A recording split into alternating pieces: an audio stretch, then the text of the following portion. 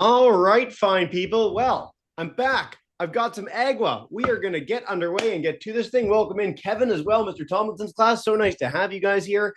A whole horde of folks from all across North America. So we are recording this. We are going to get this up on YouTube later. We're really excited about that.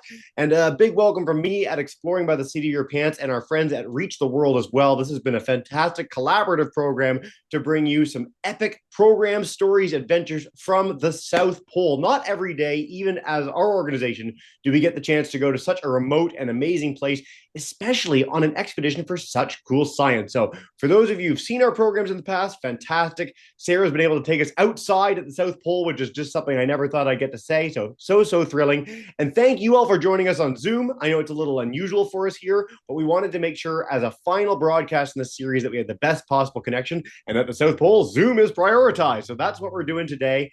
All of you that are joining us live will be able to share questions or comments or anything in the Q&A feature.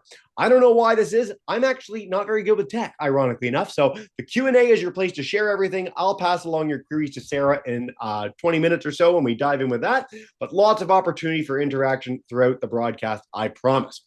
With all that said, we are going to take you to Sarah, live at the South Pole for our Ice Cube collaboration in the greenhouse to tell us a little bit about her amazing adventure down there, the science that they did, her cool role on site, and then take all your queries about life on the ice. So without further ado, Sarah, thank you so much, and take us away. Let's do this thing and dive in, everybody. Great. Thank you, Jesse. It's so exciting to be here and share this with all of the students all around the world. This is like amazing to be able to have this technology. And yeah, instead of being in a boring conference room, I decided that I would zoom in with you guys from the greenhouse. And there's some plants growing back there, which is so exciting. We had to clean out the greenhouse and start over this summer. So we planted some seeds a couple weeks ago and things are starting to grow and there's some heads of lettuce. So we haven't been able to eat any of it yet. It's not quite big enough, but there should be some soon for the winter overs. So it's a very fun place to hang out and have a cup of tea with a friend and then just like soak in all the moisture. So any excuse I can get to just sit here and then talk to you guys is fantastic. So yeah, I'm going to share with you a little bit about what's been happening down here at the South Pole, recap the science and where we're going and what's next. So a little bit about me in case this is the first time that you guys are joining. Why am I not going next?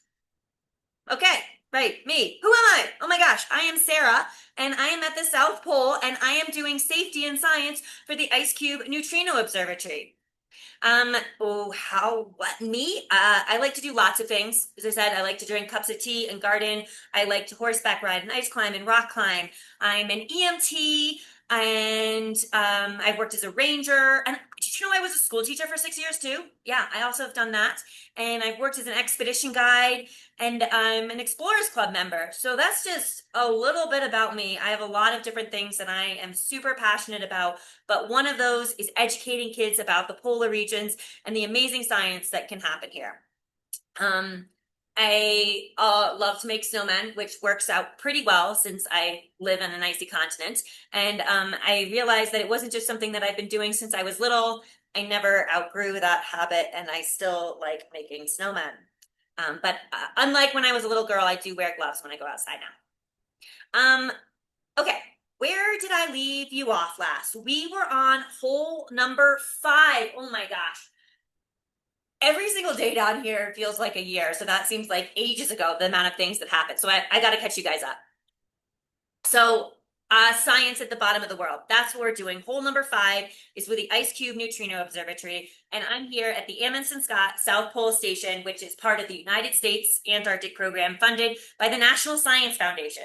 So Antarctica is dedicated to peace and science, and the United States is one of the countries that supports that mission, doing science here at the bottom of the world. And I'm here with the Ice Cube collaboration. So here is a picture long ago from the days of August when we had a training and we could wear things like t-shirts and be outside and there was trees and grass, and it makes me nostalgic to just look at this photo and see grass. I clearly need to leave here so that I can do that again. But these people, a lot of them are still here, and it has been so amazing working with them. And here's a more updated photo of us with our snowy background. This was at the TOS location, and the Ice Cube Laboratories in the background. And this is the entire team. And I'm really gonna miss some of these people. They were amazing to work with, and that's me there in the purple jacket because I can't blend in and wear the big red to be different. But yeah, there was a team of about 50 of us down here this summer, and we managed to deploy 6 strings and 650 instruments with the Ice Cube Lab. So we're from all around the world. And that's what Antarctica is amazing for, is this international collaboration. And Ice Cube is setting the front line of that when you can see all these different countries that are participating in this project. And what are we doing? We are using the Antarctic ice cap as kind of like a lens, and the Earth is a filter for these particles. And we installed these detectors in the ice, and this first portion of it was completed in 2011, and there was over 5,000 detectors that were deployed. And I did my master's with IceCube and helped with some of that data processing from behind a computer screen. And it's always been a dream of mine to come down to Antarctica and actually help. So this was incredible to be able to help with the upgrade and install some more detectors. So it's drilled way down in the bottom of the ice, and it covers a cubic kilometer, which is why we call it ice cube, cubic kilometer of ice. And the ice is one of the most amazing mediums on this planet to detect these little tiny particles we call neutrinos. And what we've been doing this year is making a bigger and better butterfly net, if you want, because these particles are so hard to find that we needed to have a better way to observe them. So we added more detectors in a concentrated, higher density area, and that's called the Ice Cube upgrade.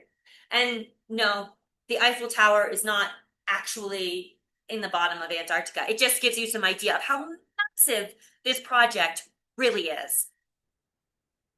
And this is what I could almost say a neutrino looks like. It's hard to say, like, you know, the leaves blow in a tree and you can't really see the wind, but you see the leaves moving? It's kind of like this. We see these photons traveling through the ice, and we know a neutrino is there, but it's hard to actually see the neutrino itself, but we can see the light that's emitted from the neutrino, and it comes out in these cascades. And they're so hard to find. That's why the neutrino was called the little ghost particle. So we've been trying to drill more holes, as I was saying, to make this butterfly net bigger. So just kind of a bit of a recap of what's happening this season. We used the heaters to heat up the water to 88 degrees Celsius, which is the boiling point of water at the South Pole, pumped it through the hose, drilled down with our hot water drill.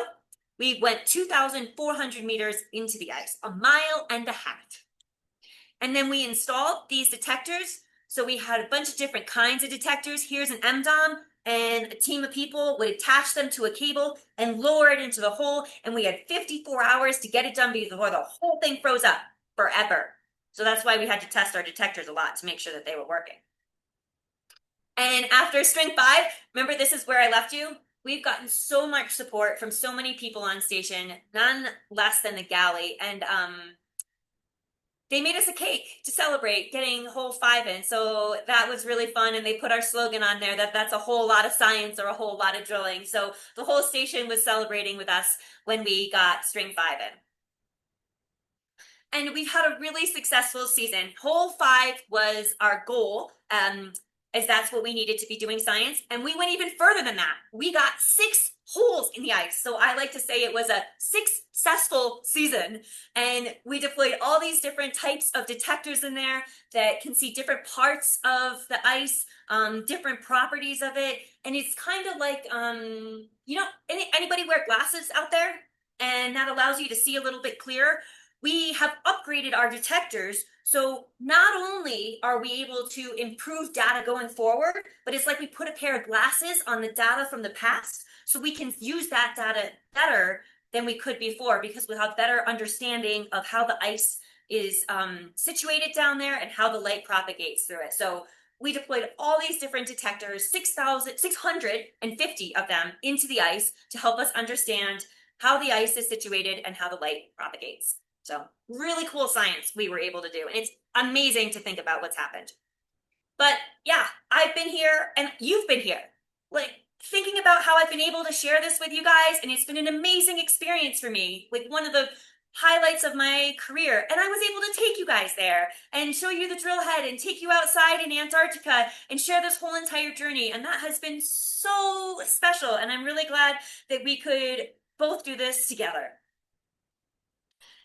And now we've been packing up and putting things away. We got 6 holes in, so then it was time to clear up all the camp and the drill site. So here is one of the D6 engines, and it was pulling away our hose reel. And I was walking out to camp one day and was like, bye, hose. So here's a little video. I hope it will play for you, but this was kind of sad to see the hose moving away.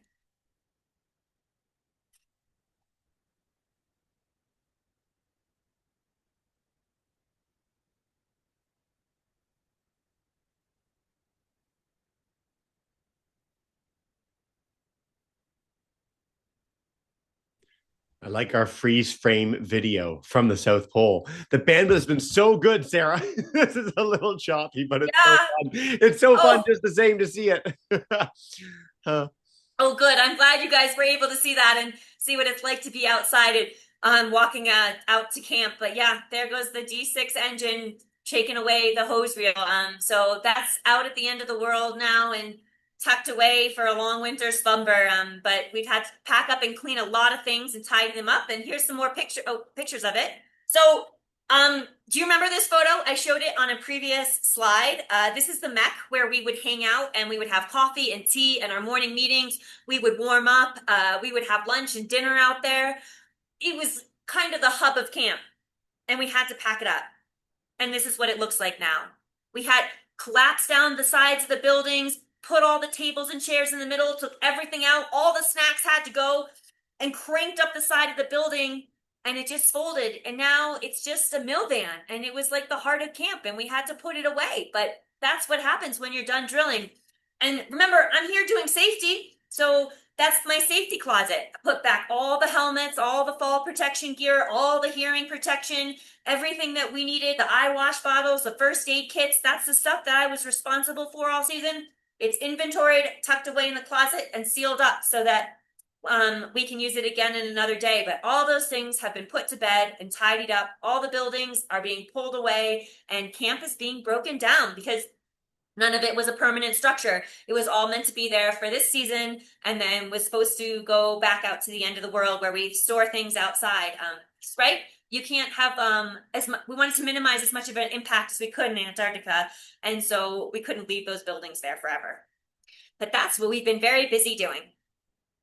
Recapping some of the highlights of the season besides the science. I mean, the science is for sure the best part, but there was the race around the world where I dressed up as a polar bear and chased everybody around. There was sledding down the hill. I ran a marathon in Antarctica. Whew, oh my gosh, I'm tired just even thinking about that. I was out there for the South Pole marker ceremony changeover, all the meals. We had Thanksgiving and Christmas, and there was an article that we published on the website about the amazing meals and the fantastic galley staff and just the community celebrations that we've been having that have been so special. And I don't know if I told you guys, but anybody play soccer? I played soccer as a kid, and then I didn't really get to it as an adult and was more into horseback riding. But whenever I'm at the South Pole, I play soccer, and it is like the highlight of my week, getting to run around and just play soccer and pretend that I'm a kid again. So yeah, we have a big gym and we play soccer, and that was one of the fun things I did this summer. So I don't know how I found time to do all these things because it feels like I was working all the time. But now that I'm stopping and looking back, there were a lot of great moments that I was able to enjoy being at the South Pole. But it's always about the people, always and forever. And Albrecht was saying that too. The South Pole is one of the best places to do science, and it's an amazing place because of the people that come here. And it really has been an incredible experience because of the team from the Ice Cube collaboration and all of the support from the NSF and being able to work with such unique people down here at the South Pole that will dress up and ride bikes around and do silly things outside. So what's next? Did you know I said I was a teacher? And every single day Lila would come into class and be like, Miss Bouckoms, can you blow my mind? So I wanted to do that for you. Are you ready for what is going to come next? I'm going to blow your mind. Boom! Gen 2. So fingers crossed, toes, everything you possibly can, that we can get some funding and we can make our telescope even bigger and even better. We just installed 6 strings. We want to install 120 strings. We already have the world's largest physics experiment on the planet, and we want to make it even bigger. So we want not just to be a cubic kilometer, but over many kilometers, and install 120 more strings with thousands more instruments in there to get an even bigger, better butterfly net. So that is the hope sometime in the next decade that we would be able to install Gen 2 or Generation 2 of Ice Cube. So we had the original Ice Cube from 2011, then we have the Ice Cube upgrade in 2025. So we're hoping sometime in the future we can have Gen 2 and improve the optics of our detectors even more and install more detectors and use this amazing medium that we have with the ice at the South Pole to hopefully learn more about neutrinos. So fingers crossed we get some good data this year, maybe next year, sometime in the future we get some more funding, and then who knows what I'll be doing with my life, but maybe I could come down here with Gen 2 and help with Ice Cube again and talk to you guys and continue to do outreach. But yeah, this is the hope for the future, and we've been packing the things up and we're like, we're going to get this out again. Yeah, we're going to need this gear. We're going to need to build Gen 2 at the South Pole. So that's what's an exciting prospect for the next decade or so. But what about right now? It's February.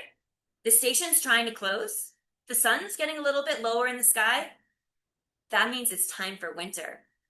Winter is the best at the South Pole. It has been a crazy fun summer, but winter is when you just get to settle in and have cups of tea and everything's a little bit calmer and you really get to change the program down here. And I was lucky enough to winter in 2022. So there's an old photo of me and I saw a total lunar eclipse with the auroras.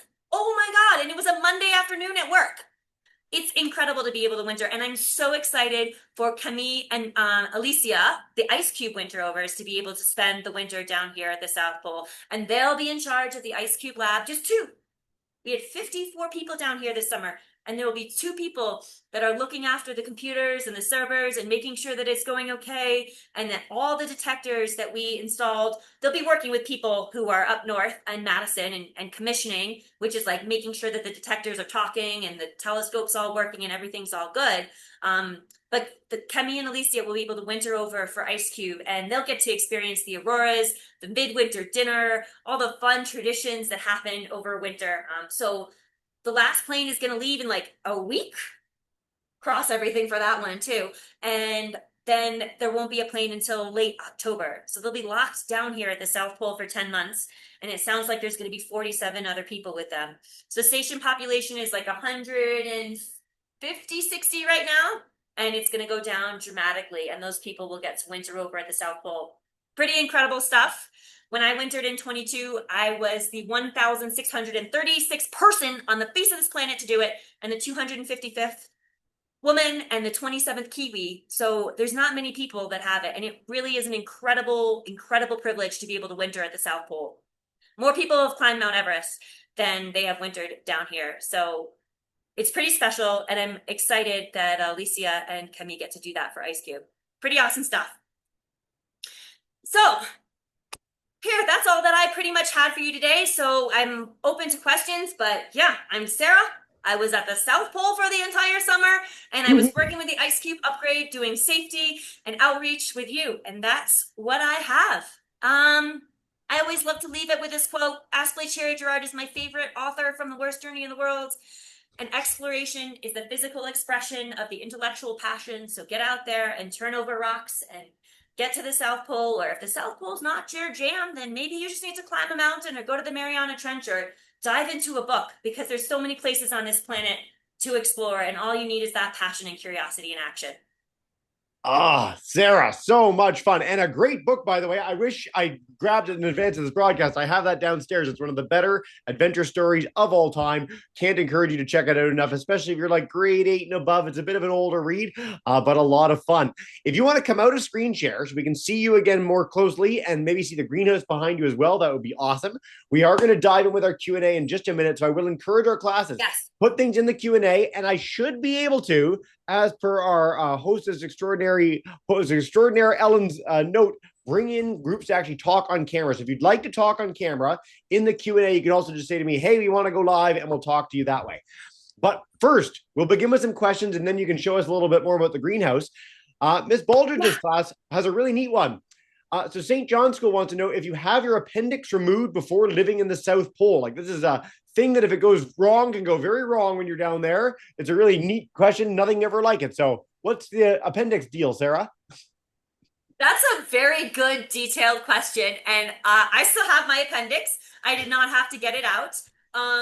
I believe that they did used to require it to be out because it was a pretty major surgery and you can't really predict when it's going to go wrong, but it's not required at the moment. We do have doctors. We have one doctor and one PA down here, and there's a lot of telemedicine now. So you can have conference calls and there's lots of ways to get more information and resources, but certainly the PQ process, the physical qualification, you have to get tested for everything under the sun and like gallbladder and chest x-ray, EKG, and all the blood work. Like, you have to be super healthy to be able to come down here. So I'm really grateful that I passed all those physical qualifications and I was healthy. But yeah, you want to be careful that you don't get hurt or you don't have any medical injuries down here because there's not a full hospital. I think this question might be coming from the fact, so some of our audience might know that famously 1961, Leonid Rogozhov, I just looked up his name for the first time, but a Russian scientist down there had to take out his own appendix. Like, no one was there to operate on him, so he did it himself, which is not a situation you want to find yourself in life. And fortunately, the conditions at the South Pole and other places are a lot better than they were back in 1961. So, cool. Totally. And there's another in 2001, the doctor down here, the doctor got breast cancer. She had been screened before she deployed, and it was really aggressive, and she had to operate on herself. Yeah. So totally wild. It's still happening in modern day time too. Yeah, there's not that many people. I think 4,000 people total in Antarctica during the summer, 1,000 in the winter, a small subset of that at the South Pole base itself. So there's more than you might think, but not enough to sort of cover every possible specialty, every possible eventuality. It's why there's so much training and prep that goes into people like Sarah getting there. So cool question, guys. Mr. Tomlinson's class, welcome in Collegeville. They want to know if drilling hurts any animals. So when you're actually making the cores, are you impacting any wildlife that's down there? No, we can't. There's no animals here. Yes. Even the penguins. Can you tell us where the penguins are compared to where you are, for those who might be interested? Yeah, so I'm at the center of the continent, 90 degrees south, and there's literally nothing that lives here. Nothing. There's no birds, there's no seals, there's no whales, there's no penguins. There's not even a little bacteria or mite. Like, nothing lives here. Because they all live near the coast, near the edge of the continent where there's water and there's fish and there's activity. So don't worry, we did not impact any animals, and I would not interact with a science experiment that had a negative impact on the animals because I love animals. So everything's all good. We did not hurt any animals. A great answer. And for the penguin note, for those who are keen, so yes, they have to be able to go and get fish, which is really important. In the same way that you go to the grocery store and it's 10, maybe 20 minutes down the road, maybe even less, penguins want to be within, a few miles of where they can actually go get fish. If they walk to the middle of the continent, they would long not make it by the time they walked all the way to the South Pole. Yeah. Cool. Exactly. We're like a 3-hour plane ride, so it's very far away. Very cool. St. Mary's High School, welcome in. Oh, it's Mr. Kim's class. They want to know, how do you get the station down there? How did you actually build this many facilities at the South Pole? How did we build the facilities at the South Pole? So this station was built in 1957, so it's about 70 years old, and the Navy came down with the Seabees, and they flew in on a plane, and then they had some materials in their plane, and they were able to basically pitch a tent and then build their first wooden structure, and it kind of grew from there. But now we have bigger planes. We have planes so big that you can fit a bus in them, and we can bring things down like massive oil tanks, and we can bring down all these supplies and metal scaffolding, and we've managed to build, the dome was built, and that was in existence until 2008, 2010. And then now we're in the elevated station. So that, again, more planes were coming down. We were getting 5 flights a day bringing down supplies. And they were able to build the elevated station. So that's where I live. That's about 20 years old. And now we have something called the South Pole Overland Traverse. spot, and they brought down a bunch of supplies for Ice Cube, and they bring fuel and supplies for station. And spot 3 arrived yesterday, so that was really exciting. So they drive all the way from McMurdo, and that is now the primary way that we get supplies is people pull them here on tractors. But yeah, it's a really interesting thought process of figuring out how you get supplies down here at the South Pole. But yeah, we're Yeah. able to build structures down here. It's pretty incredible. It is really incredible. And I want to stress for our audience that you can, like, I put the Wikipedia page in the chat. I can share that with classes after. It's an amazing, amazing story with some really cool visuals of how they built up that station. And I will encourage you to check out McMurdo, which is the biggest station in Antarctica, which looks like a little city. Like it looks like it is a whole little town, and absolutely gives that appearance. It looks like where I live in Newfoundland is what McMurdo looks like in Antarctica, which is super, super cool. Sweet. Yeah. So many more questions. Sarah, do you ever get frostbite, or what are the risks of frostbite down there?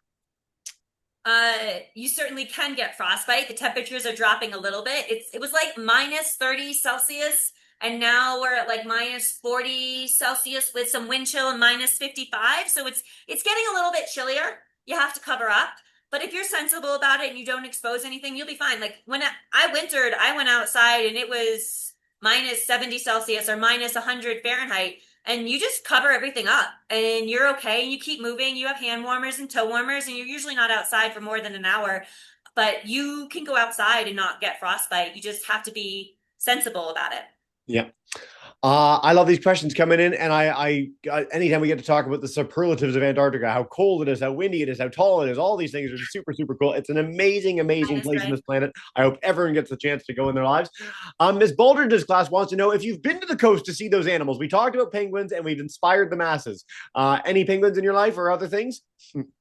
Oh, I have so many penguins in my life. I have summered and wintered at McMurdo where there's penguins and whales, and I work as an expedition guide on the peninsula. So I've been to South Georgia Island, and I've seen millions of penguins and penguin colonies. And let me tell you, they're stinky. Penguins are so stinky. They're just like, they eat fish and they poop fish. And they're super cute, and I love watching them play, and the little moms and feeding the chicks, and they're adorable. But they're fun little creatures, that's for sure. So I've seen plenty of penguins in my life, and hopefully when I fly through McMurdo, the Adelies will be out there and molting, and I'll get to see a few of them too.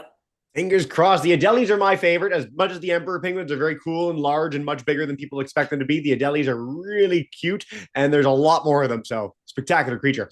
Sarah, while we're giving our classes some extra time for some questions, can you tell us a little bit about this greenhouse beside you and why it's so important? I've heard talk of this every time we've done an Antarctic program, but I've never seen it. So I'm very excited.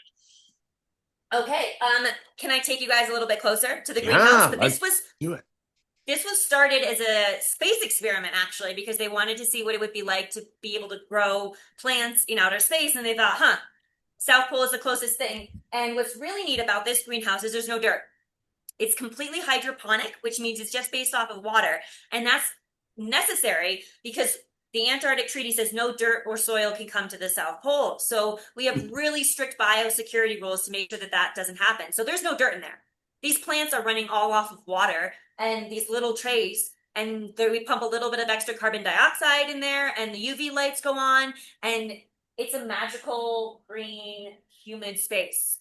I wish I could transport the humidity through the screen. But I'll take you inside and get you closer to these plants, and you're probably going to see me freak out because it's just so exciting seeing green things growing. Cool. Okay. You guys see this? Look at that. These little lettuces. Oh my God. I really just want to eat one. Look at this kale. Look at, there's like flowers growing. Can you see? Yeah. How neat is that? Yeah. Kids out there, eat your vegetables. Let me tell you, when they get taken away from you, all you want to do is just eat green things. Look at those snap peas. To be able to pick one off the vine in a couple of weeks is going to be magical for the winter rovers. And there's tomatoes. You know what's really fascinating? There's no bees down here, so we have to come in and pollinate ourselves and sort of like shake the branches or take a toothpick or something and pollinate them ourselves. I used the back of a toothbrush head that I wasn't using, but do you see down there the water? Yeah. It's all water and hydroponics. Super cool. Thanks, Sarah. How neat is this? Man.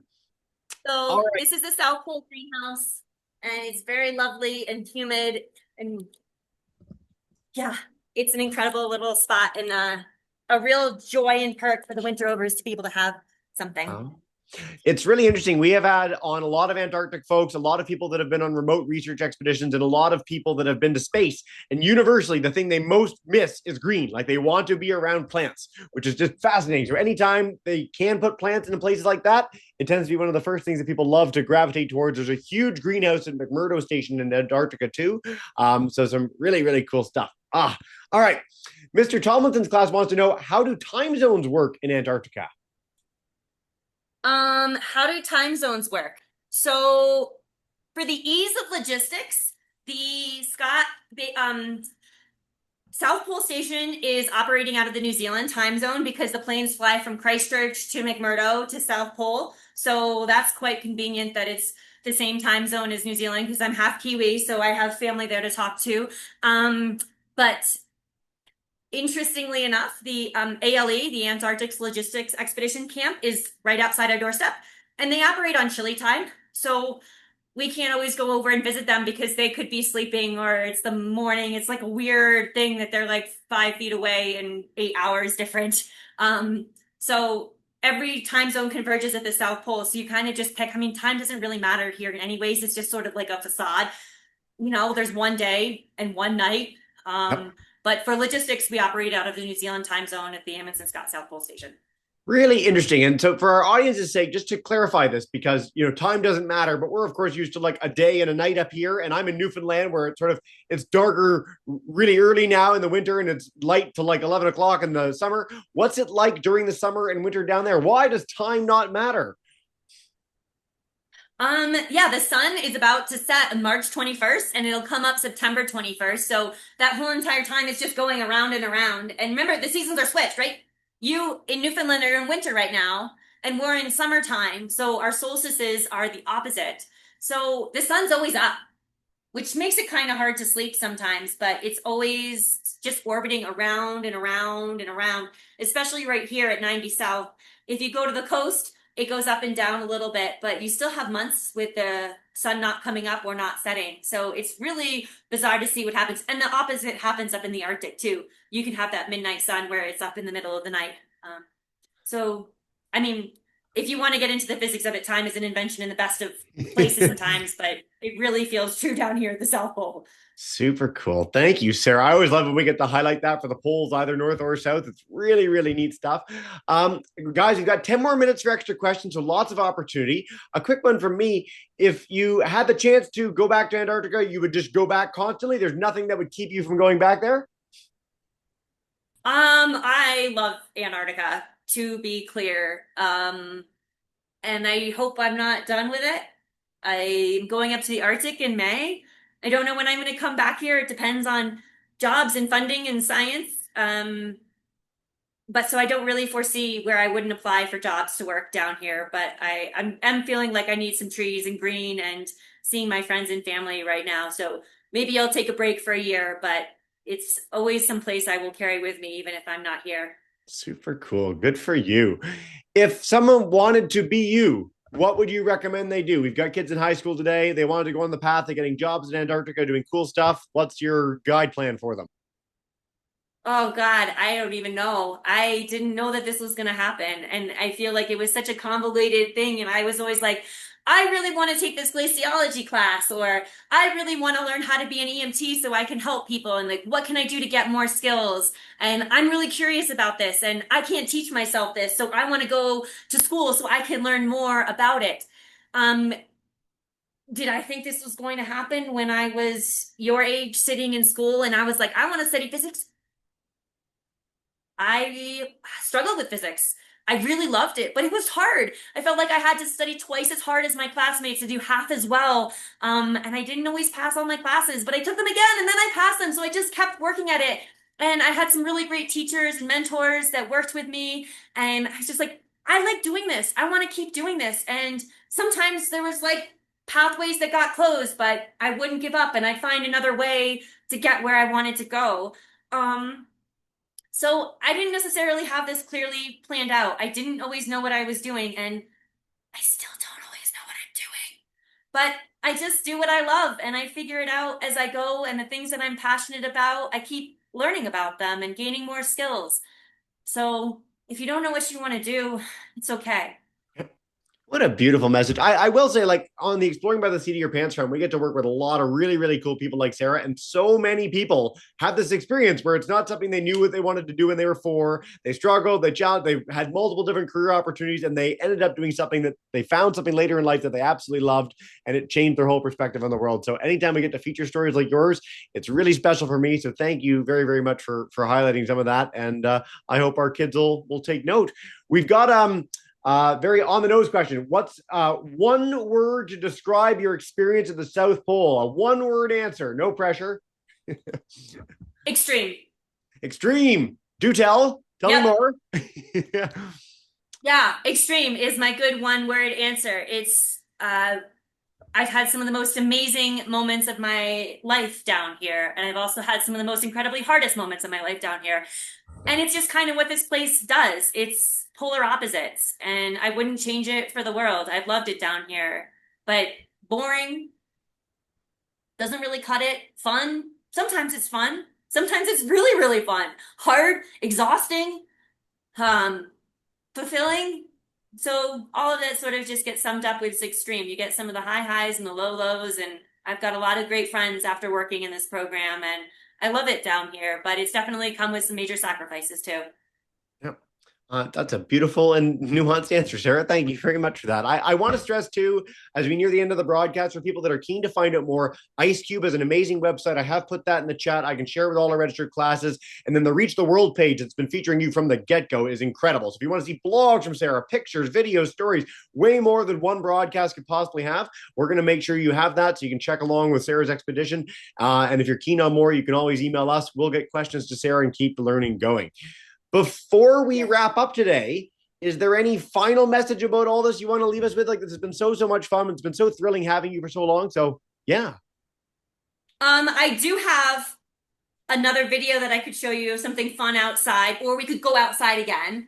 Let's try. Either of those sound interesting? Let's try and go outside. Let's do it. If we can, it's always Yeah. the coolest thing ever. And we'll share the video later. Okay. All right, let's go outside. Sweet. Okay. Got to take my radio with me. I can't go anywhere without that. Oh. Still working. Okay. On the hallway. The hallway of the South Pole. We have a gift store and a post office. You got that flag for me at the post office. Yeah, I do. Yes. And there's the other hallway. And here's the door. Good thing, like I said, it's not that cold out yet.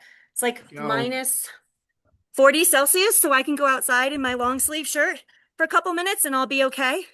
So what can you guys see? Is the internet holding in? Oh, this is so good. This is the best it's ever been, by the way. You can see the cargo yard out there and the waste yard, and there's some tractors moving. And over, am I pointing in the right direction? You can see those are the cables that, oh no, nope, this way. That's the cables that Spot is going to take back to McMurdo for us. So yeah, you can see that Fleet Ops is out there. They're moving snow. They've got a crane going in the dozer. Those machines don't really work in the winter. They don't operate when it gets below minus 40, 50 Celsius or so. So they're still able to go. And you can see, I don't know, all the way in the back, those domes right there that kind of look like Epcot.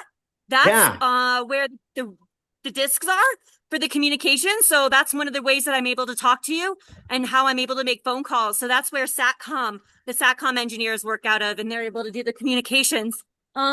And those little blue buildings out over there. Oh no, this side. That's where I live for a good chunk of the summer in these hypertat tents. So that's called summer camp, where some of the extra buildings are because station was filled. And then the end of the world is out there where we just pile up all of the different supplies and things. So this is South Pole. It's a beautiful day and it's not that cold out. Not windy. You can see forever. It's basically just like flat and white out there. Thank God there's some astrophysics to keep this place interesting. But, Sarah, this is so cool. Thank you so much for taking us outdoors. Just can't even thank you enough. It's so wild. Totally wild. Awesome. And then we can go back down the hallway. We can indeed. I'm going to, again, we're nearing the end of the broadcast. I know a lot of our classes need to go home soon. So I'm just going to say a big thank you for this adventure, this journey, all your stories and more. We're going to email all the classes, the things to keep everything going. But just hope you have a lovely last little bit down there. And it's been so special getting to share the journey with you. Yeah, it was amazing being able to share this with you guys. There's no kids down here at the South Pole, and that's one of the things that I miss the most. Yes, the green, but I really miss having children in my life and working in a classroom. So this is a great way to connect with students that are not able to be here and inspire you. So thank you so much for being something that kept me going all season long and knowing that I was able to share this with you. It means an incredible amount to me.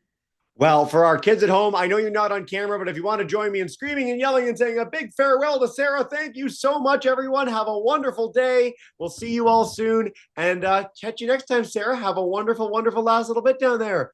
Bye for now, everyone. See you soon. Thank you so much, Jesse. Bye, everyone. Thanks for the amazing questions.